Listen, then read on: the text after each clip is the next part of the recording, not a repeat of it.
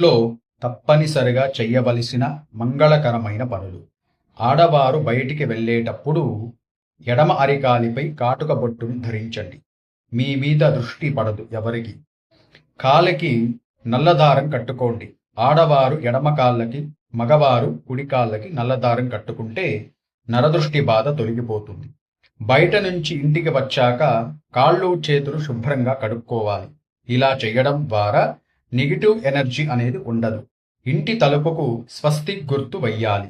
ఇంట్లో వారానికి ఒక్కసారైనా సాంబ్రాణి ధూపం వెయ్యండి. ఇంటి ముందర తులసి చెట్టు పెంచుకుంటే ముక్కోటి దేవతల ఆశీర్వాదం మీ ఇంటికి లభించినట్లే. ఆడవారు గాని మగవారు గాని రాత్రిపూట తలస్నానం చెయ్యకూడదు. మిట్ట మధ్యాహ్నం తలస్నానం చెయ్యకూడదు. ఇంటి ముందర గుమ్మం మీద అమావాస్య రోజున గుమ్మడికాయ కట్టండి. చాలా విశేషమైన ఫలితం లభిస్తుంది.